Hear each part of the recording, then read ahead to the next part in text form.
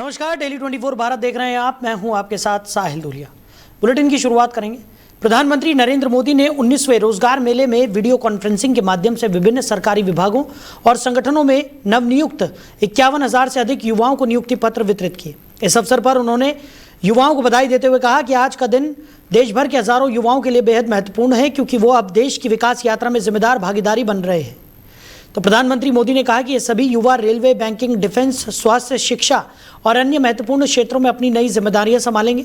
उन्होंने विश्वास जताया कि आने वाले वर्षों में ये युवा विकसित भारत के संकल्प को साकार करने में अहम भूमिका निभाएंगे।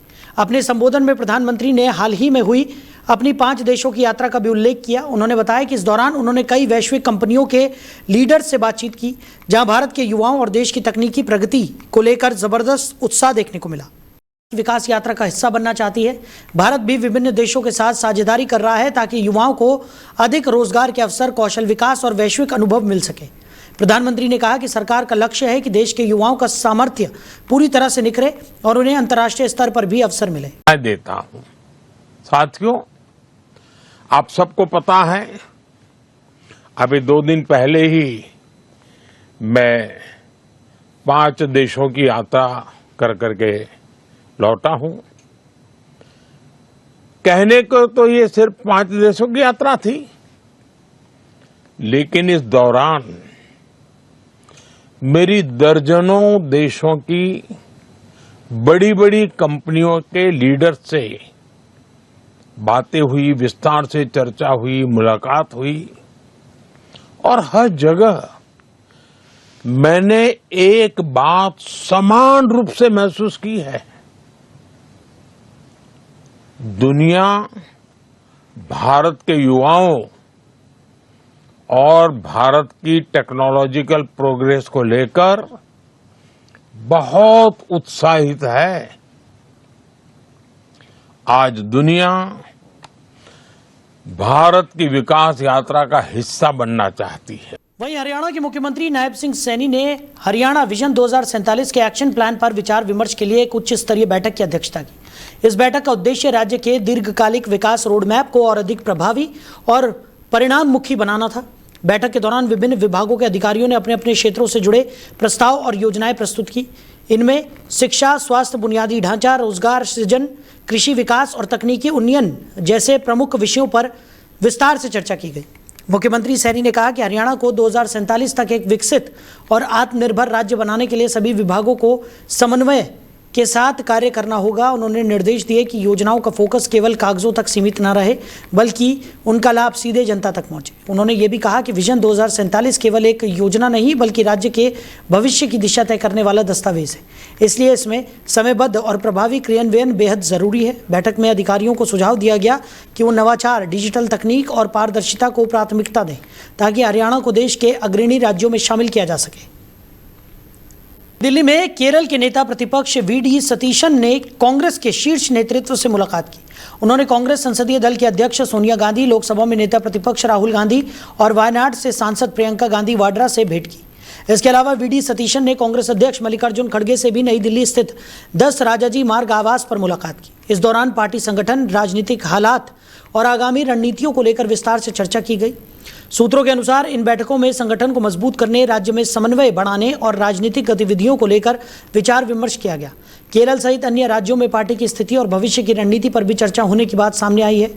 इन मुलाकातों को कांग्रेस के अंदर चल रही राजनीतिक गतिविधियों और संगठनात्मक पुनर्गठन की दृष्टि से महत्वपूर्ण माना जा रहा है। वहीं पश्चिम बंगाल के झारग्राम में चुनाव प्रचार के दौरान प्रधानमंत्री नरेंद्र मोदी को झालमुरी परोसने वाले वेंडर विक्रम साव को कथित तौर पर जान से मारने और बम से उड़ाने की धमकी मिलने का मामला सामने आया है। वेंडर विक्रम साव ने बताया कि उन्हें एक धमकी भरा कॉल आया, जिसके बाद उन्होंने तुरंत इसकी शिकायत पुलिस स्टेशन में दर्ज कराई। उन्होंने कहा कि मामले को गंभीरता से लेते हुए उन्हें पुलिस सुरक्षा प्रदान की गई है और उनके घर पर कैमरा भी लगा दिया गया है। घटना के बाद इलाके में सुरक्षा व्यवस्था बढ़ा दी गई है और पुलिस मामले की जांच में जुट गई है। शुरुआती तौर पर धमकी की कॉल के स्रोत का पता लगाने के प्रयास किए जा रहे हैं। स्थानीय प्रशासन का कहना है कि मामले को गंभीरता से लिया गया है और दोषियों की पहचान कर आवश्यक कार्रवाई की जाएगी। वहीं पश्चिम बंगाल के कोलकाता से अमेरिका के विदेश मंत्री मार्को रूबियो अपनी पत्नी जेनेट डी रूबियो के साथ दिल्ली के लिए रवाना हुए। उनके साथ भारत में अमेरिकी राजदूत सर्जियो गौर भी यात्रा कर रहे हैं। सूत्रों के अनुसार इस यात्रा को कूटनीतिक दृष्टि से महत्वपूर्ण माना जा रहा है, जिसमें भारत और अमेरिका के बीच द्विपक्षीय संबंधों, रणनीतिक साझेदारी और विभिन्न वैश्विक मुद्दों पर चर्चा की संभावना है। कोलकाता में उनके आगमन और प्रस्थान के दौरान सुरक्षा के कड़े इंतजाम किए गए थे। अब सभी की नजरें दिल्ली में होने वाली उच्च स्तरीय बैठकों पर टिकी हुई हैं, जहां कई अहम मुद्दों पर बातचीत हो सकती है। उधर पटना में आरजेडी नेता तेजस्वी यादव के बयान पर प्रतिक्रिया देते हुए केंद्रीय मंत्री चिराग पासवान ने कड़ा रुख अपनाया। उन्होंने कहा कि अपराधियों में जाति ढूंढना 21वीं सदी के युवाओं के लिए स्वीकार्य नहीं हो सकता। चिराग पासवान ने कहा कि राजनीति में लंबे समय से जाति, धर्म और मजहब के आधार पर बातें होती रही है और कई लोगों ने इसका राजनीतिक लाभ भी उठाया है, लेकिन आज के समय में इस तरह की सोच को आगे बढ़ाना गलत है। उन्होंने स्पष्ट कहा कि अपराधी केवल अपराधी होता है, उसकी कोई जाति नहीं होती। उन्होंने आगे कहा कि अगर किसी व्यक्ति ने अपराध किया है तो उसे कानून के अनुसार सजा मिलनी चाहिए, ना कि उसके आधार पर जातीय या धार्मिक पहचान तय की जाए। ये मानसिकता समाज को बांटने का काम करती है और इसे खत्म करना बेहद ज़रूरी है। केंद्रीय मंत्री ने यह भी कहा कि 21वीं सदी का भारत आगे बढ़ रहा है और युवा पीढ़ी को पुरानी जातिगत सोच से बाहर निकालकर विकास और समानता की दिशा में काम करना चाहिए। उन्होंने जोर देकर कहा कि कानून व्यवस्था और न्याय प्रणाली को मजबूत करना ही सबसे ज़रूरी है। चिराग पासवान के इस बयान को राजनीतिक हलकों में तेजस्वी यादव के हालिया बयान पर सीधा पलटवार माना जा रहा है, जिससे बिहार की सियासत में एक बार फिर बहस तेज हो गई। बताइए किस तरीके की भाषा है। अब अपराधियों में भी अगर ये जाति तलाशेंगे 21वीं सदी में, अगर 21वीं सदी का कोई युवा आज भी जात पात, धर्म, मजहब के आधार पर बातें करता है, ये कतई स्वीकार्य नहीं हो सकता। हुई है राजनीति जात पात, धर्म, मजहब के आधार पर, और कई लोगों ने अपनी राजनीतिक रोटियां भी सेकी हैं। पर आज की तारीख में युवा भी अगर वही भाषा बोल रहा है जो आज से 25 साल पहले, 50 साल पहले के नेता बोलते थे, ये गलत भाषा है। आप अपराधियों को जाति में बांटिएगा, आप उनको धर्म में बांटिएगा। भाई अपराधी अपराधी है, बात खत्म। जिसने अपराध किया है उसको सजा मिलेगी और सजा मिलनी चाहिए, कड़ी से कड़ी सजा मिलनी चाहिए। बिहार बदनाम ही इसी बात के लिए होता है कि यहाँ पे जिस तरीके से जंगल राज एक समय में था, अपराधियों का शासन एक समय में था, आज अगर उस पर नियंत्रण पाना है तो उनके खिलाफ कड़ी कार्रवाई होगी। बताइए। वहीं अमेरिका के राष्ट्रपति डोनाल्ड ट्रंप की बेटी इवांका ट्रंप को कथित तौर पर निशाना बनाने की साजिश का मामला सामने आया है। तो रिपोर्ट के अनुसार ईरान के इस्लामिक रेवोल्यूशनरी गार्ड्स कॉर्प्स यानी IRGC से जुड़े एक प्रशिक्षित कमांडर पर इस साजिश में शामिल होने के आरोप लगाए गए। रिपोर्ट में दावा किया गया है कि आरोपी ने इवांका ट्रंप के फ्लोरिडा स्थित आवास पर नक्शा प्राप्त किया था और उन्हें निशाना बनाने की धमकी भी दी गई थी। ये साजिश कथित तौर पर ईरानी सैन्य कमांडर कासिम सुलेमानी की मौत का बदला लेने से जुड़ी बताई जा रही है, जिनकी 2020 में बगदाद में अमेरिकी हमले में मौत हुई थी।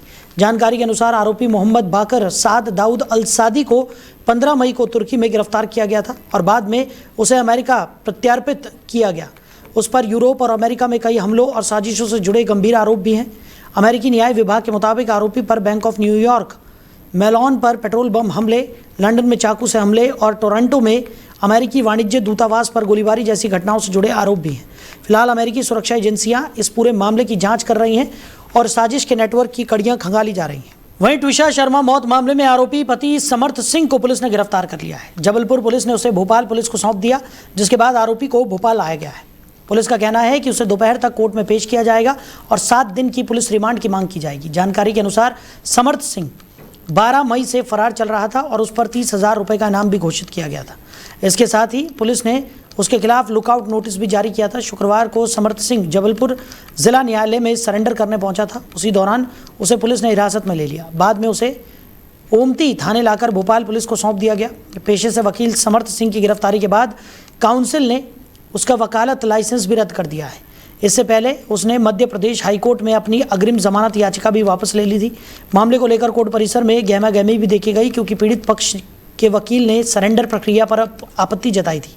फिलहाल पुलिस मामले के आगे की जांच में जुट गई है। वहीं बदलते मौसम और ठंडी हवाओं के असर से दिल्ली में न्यूनतम तापमान में 1 से 2 डिग्री सेल्सियस की गिरावट दर्ज की गई है।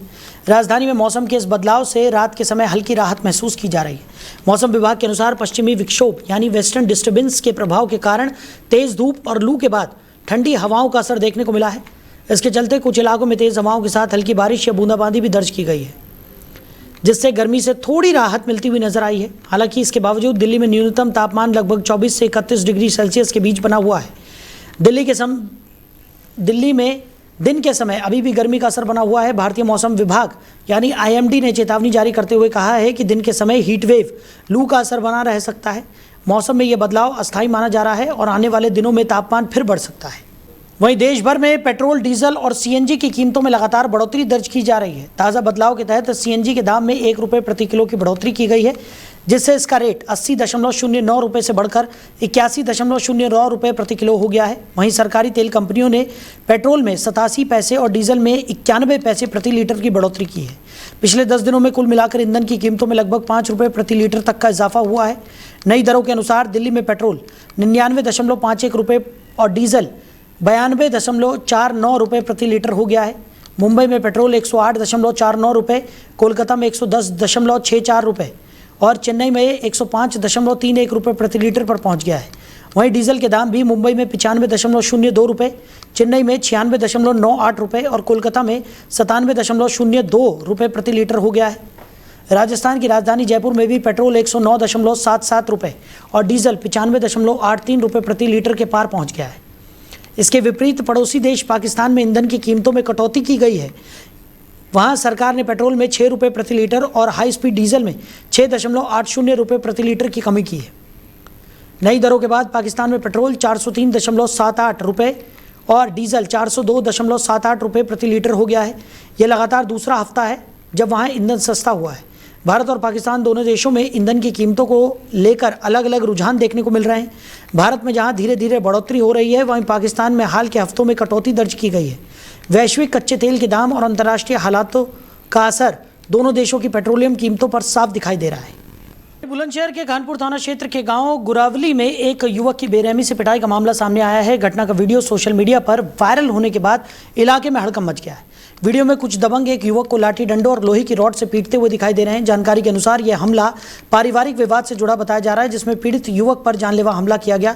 आरोप है कि हमले के दौरान आरोपियों ने न केवल मारपीट की बल्कि धारदार हथियार और पिस्टल तानने तक की बात भी सामने आई है। घटना के बाद पीड़ित ने थाने में तहरीर दी, जिसके आधार पर पुलिस ने मामला दर्ज कर लिया है। पुलिस का कहना है कि वायरल वीडियो और शिकायत के आधार पर आरोपियों की पहचान की जा रही है और उनकी गिरफ्तारी के प्रयास तेज कर दिए गए हैं। फिलहाल पूरे मामले की जांच जारी है और पुलिस स्थिति पर नजर बनाए हुए है। थाना भवन क्षेत्र के गांव सोंटा रसूलपुर में एक युवती की संदिग्ध परिस्थितियों में मौत से पूरे इलाके में सनसनी फैल गई। घर के अंदर युवती का शव मिलने के बाद परिजनों ने आत्महत्या की आशंका को खारिज करते हुए गांव के ही 2 युवकों पर हत्या का गंभीर आरोप लगा दिया है। घटना के बाद गांव में तनावपूर्ण माहौल बना हुआ है और पुलिस जांच में जुटी है। जानकारी के अनुसार गांव निवासी नजमा पत्नी मटका अपने परिवार के साथ खेतों में धान बोने गई थी। इसी दौरान घर लौटने पर उनकी पुत्री रेशमा घर में मृत अवस्था में मिली। यह दृश्य देखते ही परिजनों में कोहराम मच गया और बड़ी संख्या में ग्रामीण मौके पर पहुंच गए। परिजनों का आरोप है कि रेशमा की गला दबाकर हत्या की गई है और बाद में घटना को आत्महत्या का रूप देने के लिए उसके गले में चुन्नी डाल दी गई। परिवार ने आरोपियों के खिलाफ सख्त कार्रवाई की मांग की है। सूचना मिलने पर थाना भवन पुलिस मौके पर पहुंची और शव को कब्जे में लेकर पोस्टमार्टम के लिए भेज दिया गया। सूत्रों के अनुसार पुलिस ने एक युवक को पूछताछ के लिए हिरासत में भी लिया है। जी मैं तो मुंजी लगान जा रही थी, एक मेरी लड़की रेशमा थी घर पे जी। अच्छा जी घर पे एक लड़की में कहने लगी बब्बा जाइए, हाँ ये कहने लगी अम्मी चल घर चल, धूप होगी। ये बड़े वाली लड़की बोली अम्मी चल आ रही, मैं तू चली जा बेटा, लग रही चल मैं पाड़वा दो हम सारे ये आगे जी हम ये आगे घर जी और जी बस इन एक तो भागा जी ये सब पता कि कभी कैसा आगे तो जी। मैंने तो आके देखी जी घर में किवाड़ों में चीखे मिची रही थी पूरी और इकट्ठे हो रहे थे जी। मैंने 112 में फोन मिलाया और जी यहाँ इकट्ठी पब्लिक हो रही है, जो धक्के मुक्के मारे चीख मार दी, लोंडे बुढ़ी तरी अम्मी बचा ले, मर गई। और जी वो गाड़ी दे रहा पूरी घर में मारूंगा, छोड़ने का नहीं। तो मैंने कहा बच्चे खोल दे, कोई भी हो खोल दे, और मेरी बच्ची को मारे। तो जी दिकड़ा नहीं, वो घर में की कुंडी लगाओ रखी जी। मैंने फिर जी वो ना खोल ली और जी वो धक्के दे मुक्के मैंने बाहर का कुंडा लगा रखा था जी। सर ने खोला के जी, उन्होंने देखे जी। फिर क्या नाम उन्होंने देखा जी। क्या नाम था लड़की का? रेशमा जी। लड़के का नाम था? लड़के का वो है अली मोहम्मद। कहाँ का है? सोनते का है जी। अच्छा। आंसू का लड़का एक इंसाद का जी। तो पुलिस ने अब्दुल मालिक वो कट्टा ले रहा जी, वो हंसा घेर के यहाँ से जो इस लड़की ने पकड़ा सा धक्का देकर यहाँ, और वो तो भागा चला गया और वो अंदर था जी। वहीं यूपी के हापुड़ जनपद के नगर कोतवाली क्षेत्र में एक महिला ने अपने जेठ पर छेड़छाड़, अभद्रता और जान से मारने की धमकी देने का गंभीर आरोप लगाया। पीड़िता ने पुलिस अधीक्षक को शिकायती पत्र देकर मामले में कार्रवाई की मांग की है। महिला का कहना है कि ससुर की पैतृक संपत्ति का परिवार में आपसी सहमति से बंटवारा हो चुका है और उसके पति ने अपने भाइयों को उनका हिस्सा नगद और ऑनलाइन माध्यम से दे दिया था। इसके बाद दिसंबर 2024 में मकान का पंजीकृत उपहार पत्र उसके पति के नाम कर दिया गया, जिससे मकान का कानूनी स्वामित्व उनके पास आ गया। आरोप है कि इसके बावजूद उसका जेठ फिरोज मकान में जबरन रह रहा है और बिना अनुमति स्पोर्ट्स आइटम बनाने का काम कर रहा है। पीड़िता ने यह भी बताया कि आरोपी शराब पीने का आदी है और पहले भी कई बार अभद्रता कर चुका है, जिसकी शिकायत मार्च 2026 में भी की गई थी, लेकिन कोई कार्रवाई नहीं हुई। महिला ने आरोप लगाया कि हाल ही में आरोपी रसोई में घुस आया और गाली गलौज करते हुए उसके साथ अश्लील हरकत की। शोर सुनकर परिजनों ने उसे बचाया। पीड़िता ने पुलिस से परिवार की सुरक्षा और आरोपी के खिलाफ सख्त कार्रवाई की मांग की है। हम पुलिस के पास आए, एसपी साहब के पास अपनी गुहार लेकर, क्योंकि हमारी कहीं पर भी सुनवाई नहीं हो रही है, तो इसलिए हम चाहते हैं हमारी सुनवाई हो। हमने ज्यादा परेशान कर रखा हमारे जेठ ने, और क्या मैं वो घर में जैसे बदतमीजी घुसकर करते हैं और वो बाहर निकल नहीं रहे बिल्कुल भी, और धमकी और देते हैं मारने पीटने की, हर चीज की। इसलिए हम चाहते हैं पुलिस से कि हमारी दरखास्त करे, हमारी हेल्प करे थोड़ा बहुत, जो हमें मदद मिले। मेरा नाम नजर खान है, मैं चमरी का निवासी रहने वाला, और हम कप्तान साहब के पास अपना प्रार्थना पत्र लेकर आए हैं, क्योंकि हमारा भाई जो है वो जबरदस्ती हमारे घर में घुसा हुआ है। हमने मकान लिया था और सबका हिसाब दे दिया था, लोन पे मेरा मकान है, और हमारे ही मकान से हमें बाहर निकालने के लिए बोल रहा है। आए दिन मेरी बीवी से मार कुटाई करता है, उसकी भी वीडियो मेरे पर है, और मेरी बीवी को जलाकर मारने की धमकी दे रहा है। ऑलरेडी 2 बार दे चुका है। तो मैं इसी की दरकार मैंने 2 बार माफ किया था, और कल परसों जो हमारे साथ केस हुआ था उसी की मैंने तहरीर पर मैंने ये खबर दी है, और मैंने डीएम साहब के पास मैंने एप्लीकेशन लगाई थी, जिसकी सुनवाई मेरी हुई थी। बस सुबह शाम तक उसे मेरी बिना सबूत, बिना मेरी गवाही लिखे देने के बावजूद उसे शाम को 5 बजे छोड़ दिया गया था। शाम को 5 बजे जाने के बाद रात को 8 बजे जब मैं घर से बाहर निकला थोड़ा टहलने के लिए, मुझसे पीछे मेरी बीवी पर उसने हमला कर दिया कि मेरे खिलाफ तूने तहरीर दी कैसे। वहीं नोएडा के सेक्टर 75 स्थित फ्यूटेक गेटवे सोसाइटी में उस समय हड़कंप मच गया जब एक फ्लैट में आग लग गई। घटना फ्लैट नंबर 701 टावर A1 की बताई जा रही है। सूचना मिलते ही फायर स्टेशन से दमकल गाड़ी मौके के लिए रवाना की गई। मौके पर पहुंचने पर जांच में सामने आया कि आग एसी के कंप्रेसर में लगी थी। हालांकि सोसाइटी में मौजूद होजरील सिस्टम की मदद से आग पर समय रहते काबू पा लिया गया। दमकल विभाग के पहुंचने से पहले ही आग को पूरी तरह बुझा दिया गया, जिससे एक बड़ा हादसा टल गया। घटना में किसी प्रकार की जनहानि की खबर नहीं है। तो फिलहाल इस बुलेटिन में मेरे साथ इतना ही। आप बने रहिए। नमस्कार।